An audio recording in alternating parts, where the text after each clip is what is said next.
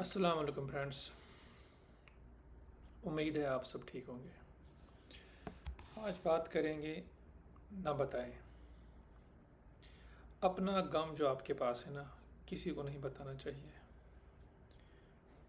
अगर आप रियली चाहते हैं कि कभी आपको कोई परेशानी हो, आपको कोई गम हो, जैसे आते रहते हैं ज़िंदगी में ऊंच नीच उतार चढ़ाव, तो बहुत बार तो दिल भी टूट जाता है। लेकिन अपना गम ना बताइए। इंसान को किसी भी सिचुएशन में आपकी जो कहते हैं ना कि अपना गम शेयर करो, जो सब बोलते हैं कि दुख बांटने से कम होता है और खुशी बांटने से ज़्यादा होती है। Most of the time this does not work. So friends, अपना जो आपको गम है ना बताइए, बर्दाश्त कीजिए इसको। लेकिन किसको बताएं फिर? तो बताएं तो अल्लाह को बताएं। क्योंकि अगर आप में से किसी को कोई परेशानी है, गम है, मुसीबत में है कोई, जब आप किसी को अपनी परेशानी बोलते हैं ना, most of the time he will not be able to help you. दूसरा बंदा आपको हेल्प नहीं कर सकता। अगर कभी हम चाहे अपने जो आपके हमेशा दोस्त होते हैं, करीबी होते हैं, इंसानों को कोई परेशानी हो जाए तो ऑब्वियसली वो he can share with them. मगर most of the time believe me, कुछ नहीं होता, कोई आपकी हेल्प नहीं कर सकता। अगर सम टाइम कोई अगर आपका हो ना, वो खैर खा वेल विशर, वो आपकी हेल्प करके भी हेल्प नहीं कर सकता, बिकॉज उसकी भी अपनी मजबूरियाँ होती हैं, उसकी भी अपने गम होते हैं। तो फ्रेंड्स, ये सीख लीजिए, ना बताएं। अपने गम किसी को ना बताएं। बताएं तो अल्लाह को बताएं, क्योंकि आपके गम, आपके जो मसले हैं, जो आपकी परेशानी है, अल्टीमेटली उनका हल अल्लाह के पास ही है। तो इससे जब आप ऐसे बिलीफ सिस्टम बनाते हैं ना, आपकी ज़िंदगी, आप पहले तो आप बहुत स्ट्रांग बनते हैं।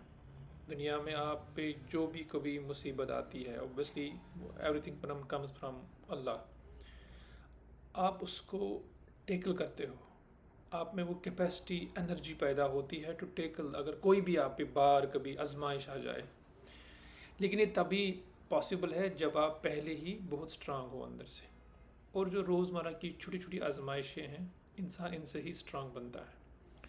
तो अपना गम, अपनी मुसीबतें, अपनी प्रॉब्लम्स किसी को ना बताइए। खुद उन पे सोचिए। पहले सोचिए कि अगर आपको कोई परेशानी है, उसमें आपका अपना कितना हाथ है।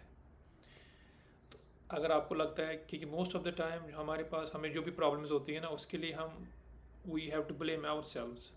अगर ऐसा कुछ है तो you have to auto correct yourself. इंसान को खुद ही इंट्रोस्पेक्शन करके उनको ठीक करना चाहिए।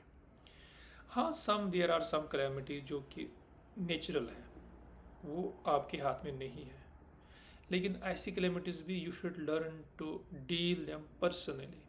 You should learn to be patient. ऐसी ज़िंदगी में जब भी कोई परेशानी आ जाए, बहुत टाइम ऐसा वक्त आता है ज़िंदगी में, कभी वो कहता है ना कि इंसान कहता है कि मैं मतलब पागल होता है, करेंगे तो करेंगे क्या, because he is not ready to accept things. मगर बिलीव मी, समटाइम्स आपको एक्सेप्ट करना पड़ता है। You have to show patience, you have to keep quiet. आपको चुपचाप घर में कोने में आंसू बहाने पड़ते हैं, और दुनिया के सामने you have to present with a smiling face.